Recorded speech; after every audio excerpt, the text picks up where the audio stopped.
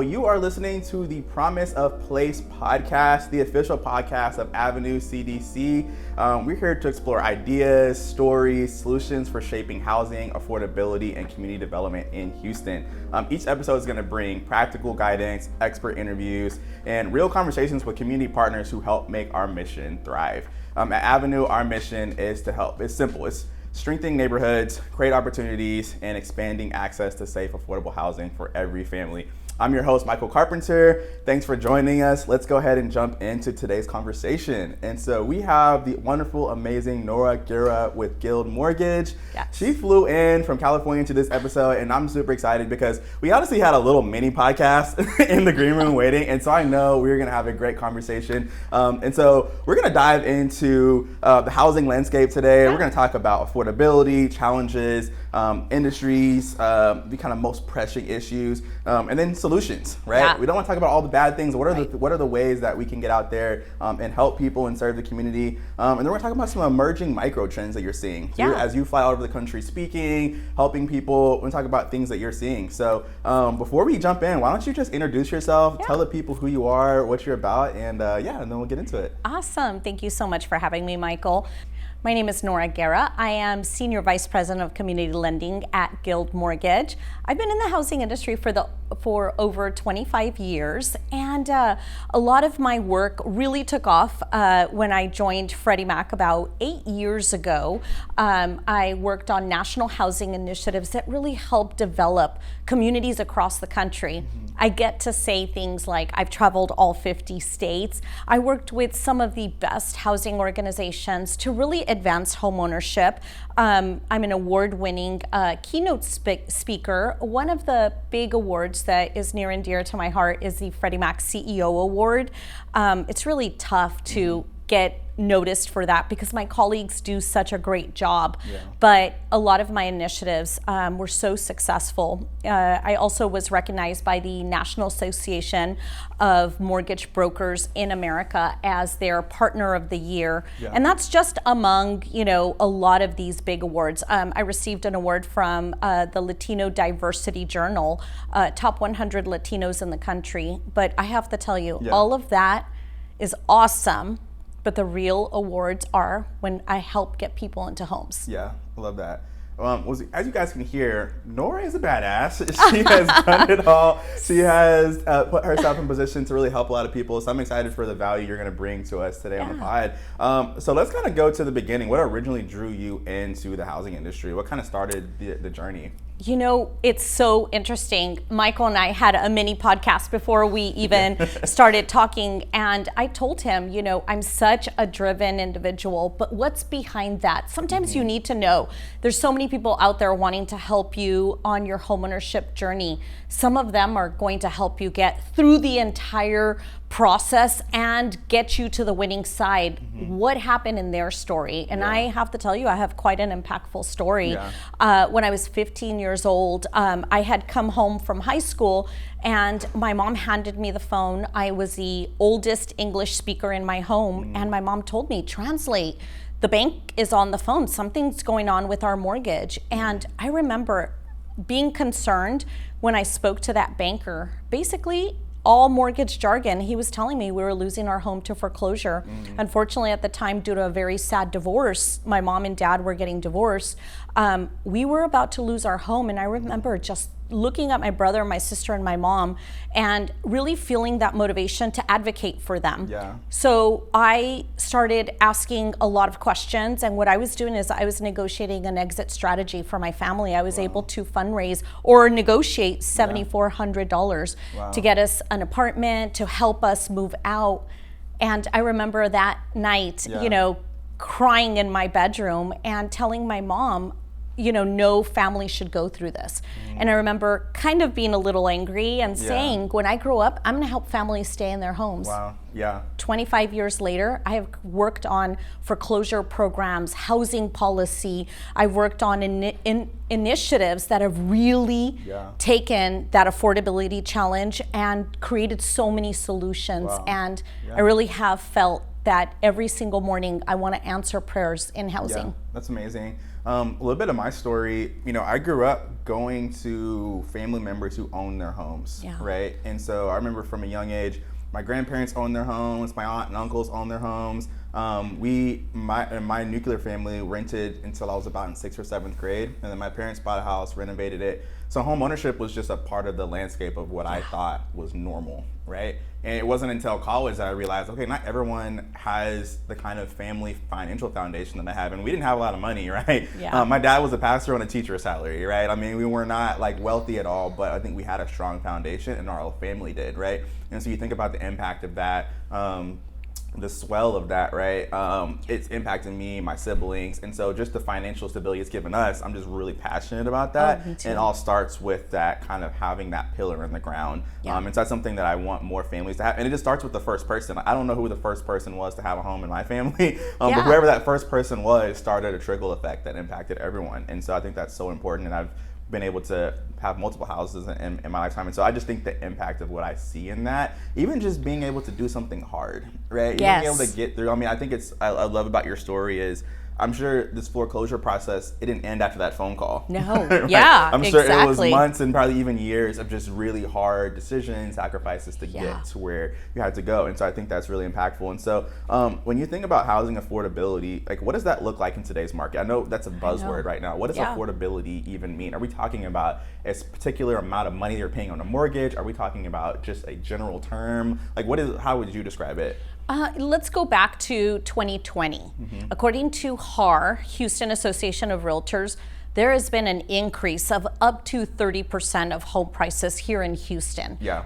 But if we look back and we look at wages, the wages have only had an increase of up to 18%. Right. That creates a huge gap in affordability. But also, we're missing a lot of inventory. We have 72.1 million millennials out there. Yeah. And 50 million haven't bought a home. Wow. So that means there's so many Houstonians that are younger generation, that younger millennial, that older millennial. But remember, we just had 1.7 million Gen Zers graduate college. So they're out looking for housing right now. Yeah. So that really creates a huge gap in affordability. So what does that even mean? Like, what does that mean for potential first-time home buyers? Guess what? I love addressing an issue.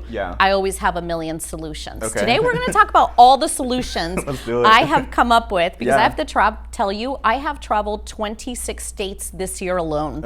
And I've worked on so many initiatives that have helped close affordability gaps. And there's a lot of buyers out there that have told me, Nora, I'm paying X amount of money in rent. And let's break down that. I'm going to dispel the myth on rent versus buy. Because I think when we quantify the benefits of home ownership, a lot of our viewers are going to be like, oh my gosh, that's how much I've paid in rent. I could have already paid, I don't know, 10, 15 years of a mortgage. Like you'd be halfway done with paying a 30-year mortgage just in rent alone. Gotcha. Well, so I think the wages point, I think that's a really big one, right? That's a big hammer in terms of that. Unfortunately, that one's hard for us to control, right? There's so many factors that have to go into people getting raises and the industry's paying more and all those things. What are some other barriers that you're seeing that people have when it comes to buying? And one, since you're going to kind of talk about the, I guess renting versus buying, something our counselors are so good at in our homebuyer education classes. We teach housing classes here at Avenue, and that gives people the opportunity to apply for down payment assistance. And really just overall understand it. There's so many hidden costs that go into home ownership that people don't talk about, right? So when you compare that to rent, I want you to talk about that too. Just kind of talk about those hidden costs that people don't think about. How do you factor that into the equation? But first, kind of talk about what are some of the other barriers, and then kind of go into that. First, there's so many studies that I was a part of when I was at Freddie Mac. Like, I almost feel we should talk about dispelling the myth. What can help you even make an informative decision? Financial literacy. I have to tell you, I'm an ambassador for Freddie Mac's Credit Smart curriculum. I have taught financial literacy at universities across the country, including University of Houston. So you guys, I have to tell you, making an informed decision and having that financial literacy behind it makes you so empowered to say, yeah, I've got to do this. Or, you know what, I may not qualify. Talk to your loan officer. What is it going to take for me to qualify? But also, sometimes our mortgage jargon is just so, you know, it can really scare a first-time home buyer to even just apply. And, you know, think of this. I think of it from every lens. I lead with empathy when it comes to the consumer. We are subject matter experts. Like we know, I would know how to structure a transaction. I would know what program. I would know how to advocate for them. I would know how to pick up the phone, find down payment assistance for them within minutes. Just give me a zip code where they're buying. I need to know their geography and I need to know their income. And I would hustle and get that done for them. But as a consumer, our industry is quite scary because it's the biggest purchase of their entire life. Let me give you a really great example on rent versus buy. I was in Columbia, South Carolina, and I did this big, huge first-time home buyer event. I had HUD counselors there. Basically, I brought the whole housing ecosystem. I brought down payment assistance folks. I brought, HUD counselors. I brought everyone who touches the entire transaction. I asked first-time home buyers, before I teach you financial literacy in today's event, I want you guys to go to each table. They are going to pitch you what they do. I want you educated at least in the housing ecosystem. When a title officer or a title attorney reach out to you, I want you to know what they do. It was awesome. This woman walked up to me and she said, oh my gosh, Nora, I'm a historical renter. She was Black, African American. She was a Gen Xer. And she said, Nora, Grandma and Grandpa were renters. Mom and Dad were renters. Nora, I don't know what made me come, but I don't think I qualify. And I said, how much do you pay in rent? And she told me for her area, Columbia, South Carolina, $2,400. So I said, okay, $2,400. How many years have you rented? She said 23. So I quantified that for her. And she had paid over $320,000 in rent. But the average sales price today in Columbia, South Carolina was $247. So she could have paid off her mortgage and maybe I could have qualified her and got her into a condo and she would have had a nest egg. When I told her that, she had her bag of documents, Michael. She turned around and she said, can you guide me? Where's the loan officer? I got to get pre-qualified. And I said, sometimes, you know, let's talk about that. Should you rent or should you buy? You know, in a downward market, even today with interest rates higher than they are. And let's talk about interest rates. A lot of these young millennials or, you know, the millennials that haven't bought a home tend to say, oh, it's high interest rate. It's the highest interest rate ever. No, it's not. Highest interest rate ever is over 18% in the 80s. I think we have a recency bias in our society because, let's see, I tried to buy, the first time I wanted to buy a house was in 2018, 2019. And I remember the interest rate being in like the 6s, right?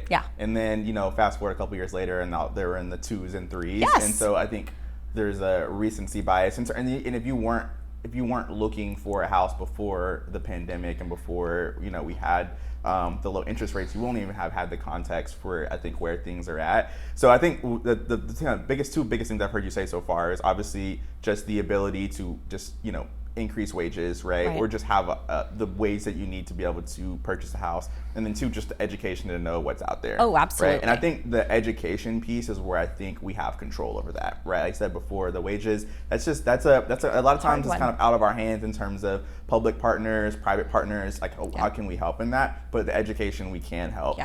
So I want you to kind of talk about the role that public-private partnerships play in bridging the affordability gap. And when I mean public-private partnerships, I mean the ability for cities, entities, counties, mortgage companies, banks. How can we connect all the industries that play into this, and even nonprofit as well? How can we connect all together to help on the education front? How can we create products that help people? And so talk about some of the things that you've experienced and are working on now. So I'm actually working with members of U.S. Senate and U.S. Congress. So let me tell you, housing, affordable housing, it's a bipartisan topic. So we'll start there. Bringing the entire housing ecosystem, including the policymakers that have, kind of like they're stakeholders when it comes to zoning laws. They're stakeholders to seeing their constituents raise their hands, send them emails, send them or have phone calls with them and say, it's not affordable where I live. Like, I can't even buy a home. I'm gonna have to leave, out of urban, out of suburban, and I have to migrate to rural just to be able to buy a home. However, the entire housing ecosystem, we need to come together and we need to be the best collaborators. Think of the housing ecosystem as your policymakers, as your nonprofit organizations, and you guys do such a phenomenal job because you guys are the HUD certified counselors. Most of my products need you and you to certify a buyer. Why? I know most of these consumers are gonna be like, but do I have to sit there for the 8-hour course? Yes, and do it, because that's called sustainable homeownership. We want to help them stay in their homes. When they go through your HUD counseling sessions, I think that is one of the big catalysts that helps empower them into homeownership. Outside of that, mortgage insurances. I have a really great partnership with the city of Houston. I've got 4 council members here locally that actually partner with me, that my entire team go and support their housing events. I did a big housing event here in July. I think it was July 13th, and we had Congresswoman Sylvia Garcia's office support us. I mean, they were anything we needed, any type of support, they were all in. So, I feel that as housing industry professionals, we must collaborate, we must come together. I did 35 housing industry, first-time home buyer, repeat buyer, events all over the country this year. Next year, I have 88 booked already. Because so many nonprofits reached out to me and said, I love what you're doing. So many political figures reached out to me and said, you guys are the housing industry professionals. We need your help.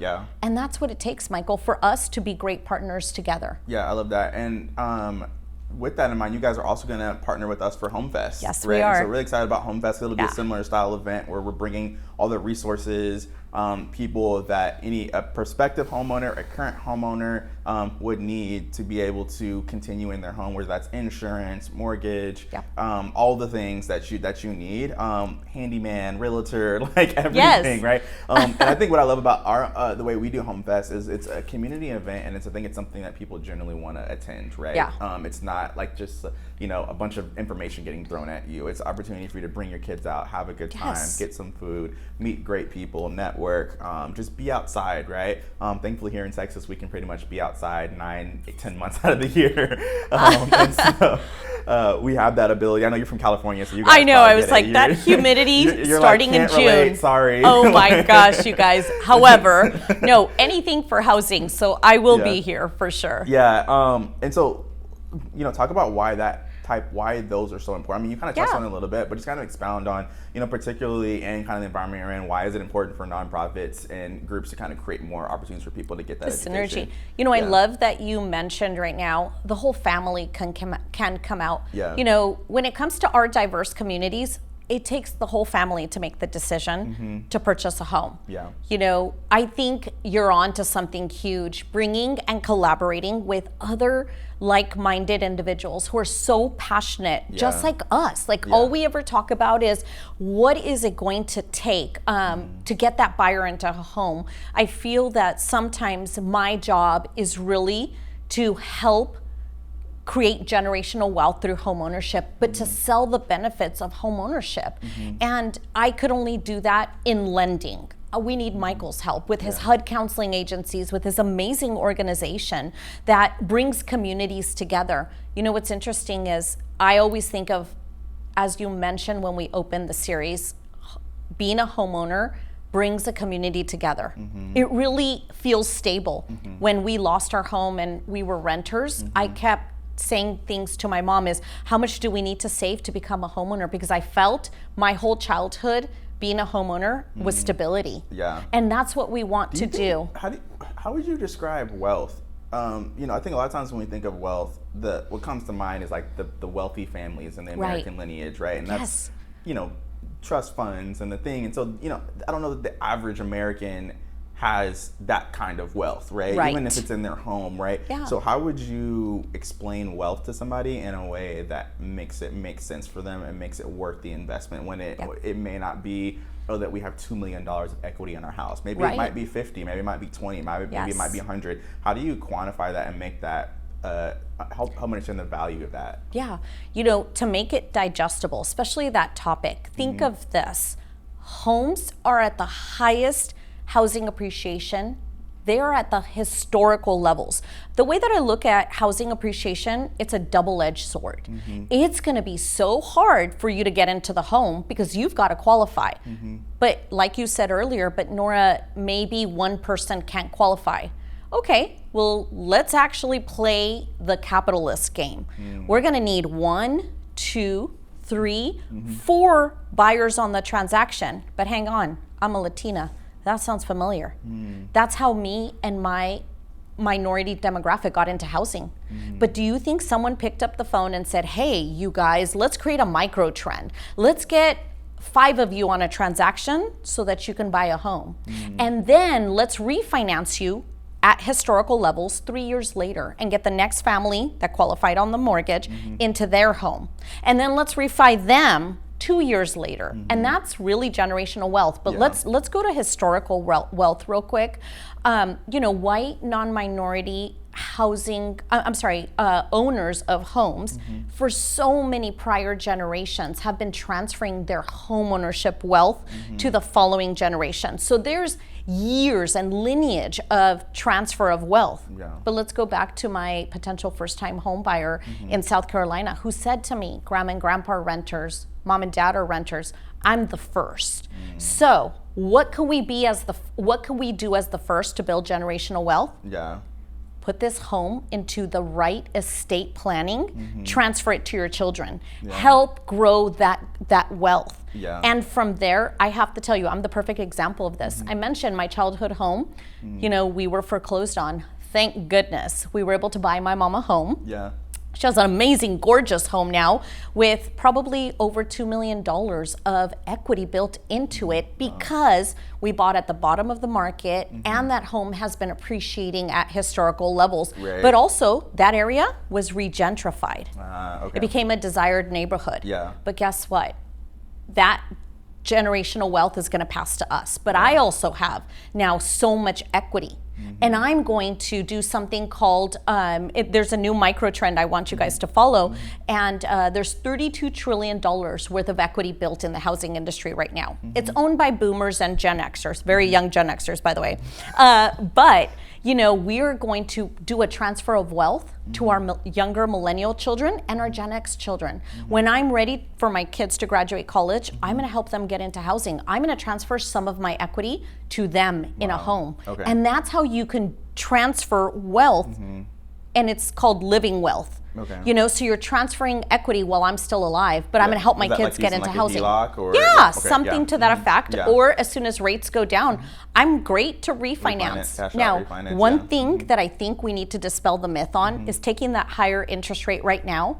Do you know what a tax write-off at 7.5% interest rate on a $500,000 mortgage will give you in tax credit the first year? Do you know how much that would be? I'm not good at math. $38,500. Wow.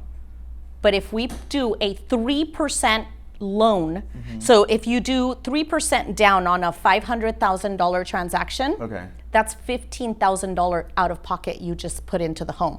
But you're going to get $38,500 back on tax interest write-off on that high interest rate. Wow. As a renter, what is your tax write-off?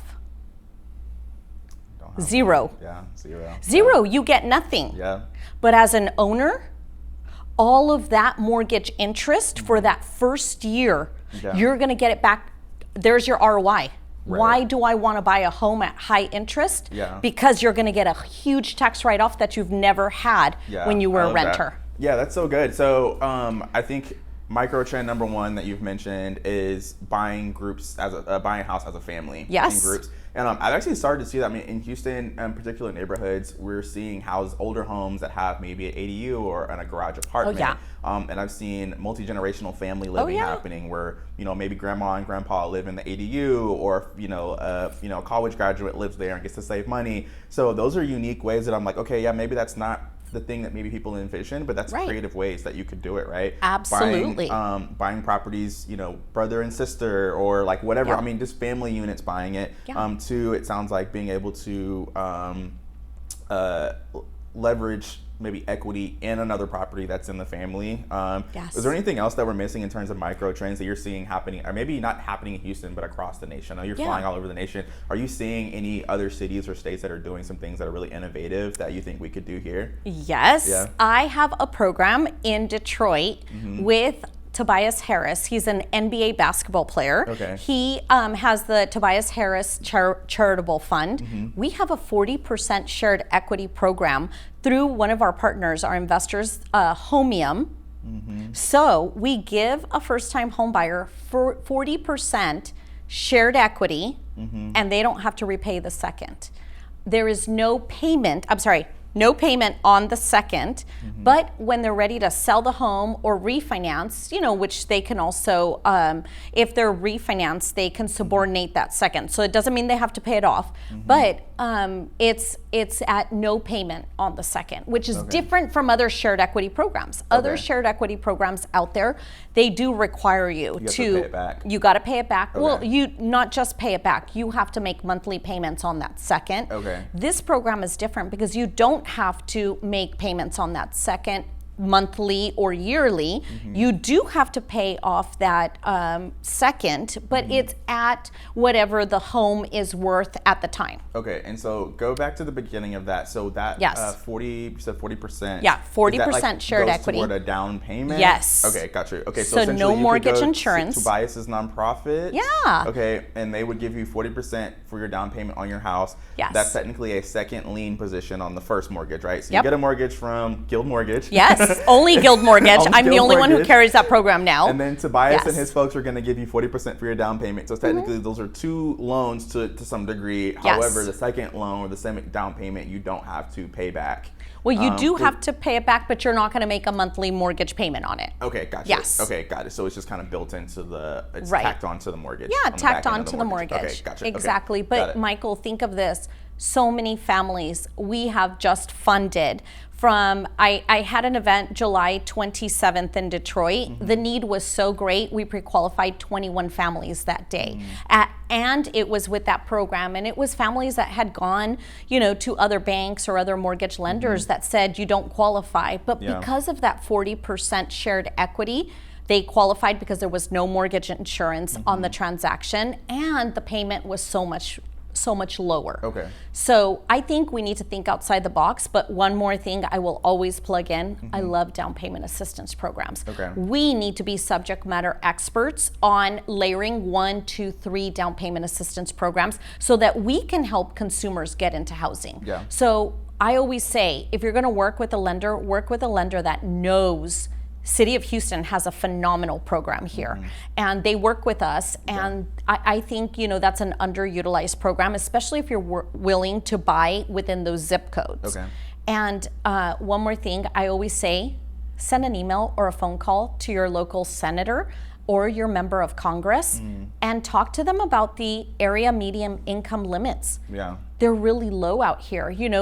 Tell them you can't afford something because you make X amount of money. And those down payment assistance programs are definitely tied into area those median are kind of the income limits. Middle kind of folks, for Yes. people who make a little bit too much money for a lot of the programs, but not enough to be able to. So I think there's some help needed there. Yeah. Last question for you: what gives you hope about the future of housing? If you look at the media, if you even just within your family, a lot of people talking, there's just a lot of negativity. There hasn't been a lot of great headlines, right? I know there's some things that the Trump administration has, is introducing that maybe trying to get the ball moving, but it kind of seems overall all the media attention is negative. What makes you think that housing is going to bounce back, or that housing is continue to be a tool for people going forward? I love that question, and let me tell you why.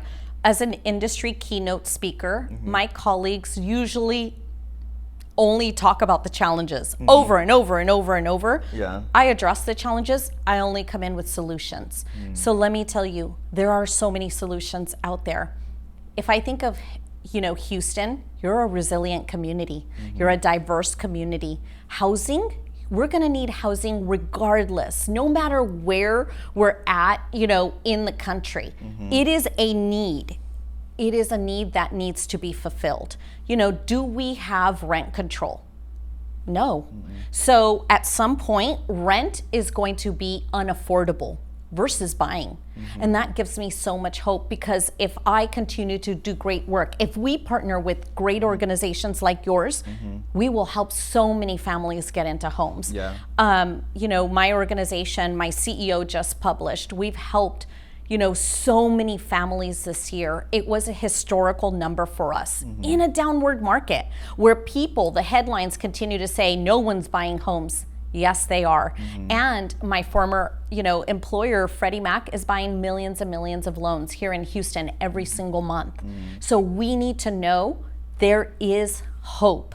And there's a solution. You just had these amazing affordable properties that I toured. You guys, when I saw these properties, I have to tell you, I got the chills and I felt hope. I think I just told you that earlier.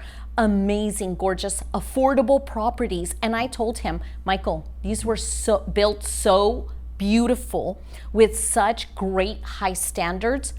If I immediately remember texting my husband saying, we got to buy this for my son and for my daughter. If they're good enough for my kids, they're good enough for all buyers, potential buyers.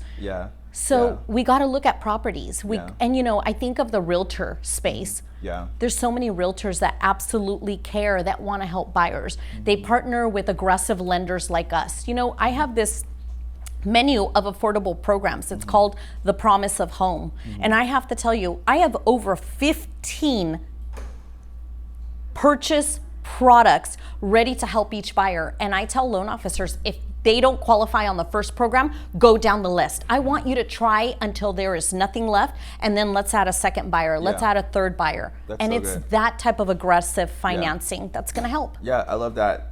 And I appreciate you mentioning Avenue as part of that solution, part of that hope, because I think the work that we do with building homes like Avenue Park, the work that we do at homebuyer education, foreclosure intervention, our community initiatives programs. I mean, we are actively in the community looking for ways to help the community, and we're asking the community what it needs and then bringing those solutions. And when we can't meet a need, we're bringing our partners alongside. And I appreciate you guys being that. The Guild team has been so proactive with y'all's approach with us and helping our folks, and so we appreciate that. Where can people go to get more information about you or Guild? Oh, fantastic. Yes, absolutely. So you guys, again, I'm Nora Guerra with I'm a Senior Vice President of Community Lending Solutions. I'm on Instagram under Nora Guerra _. I'm in LinkedIn under Nora Guerra, and you'll see this face. And of course, Facebook, I'm on TikTok, I'm on every single platform. Easiest way, if you Google me, there's a few pages about the work that I've done across the country. But let me tell you, we want to help you get into homeownership. I know it's scary. Let us help dispel the myth. Let me get you in front of great partners. We are going to have so many first-time homebuyer events in 2026. I can't wait to help you get into a home. And I love how efficient and how much work you've done to make yourself accessible. Oh, absolutely. There's so many opportunities to connect with you at different conferences, on social media, and you showing up, flying into this podcast. Super appreciate that. That means a lot to us that you're willing to take time out of your day to stop by and educate our audience. So hopefully we'll do this again next time on your flight around. We'll do another podcast. But that'll be fun. But for today's episode, we're gonna go ahead and wrap it up. But again, thank you so much for watching our podcast today. Be able to hit the subscribe button and give us a like on this episode to let us know that you enjoyed this conversation. Show that we know we should continue to do more valuable conversations like this. Until next time, we'll see you guys later.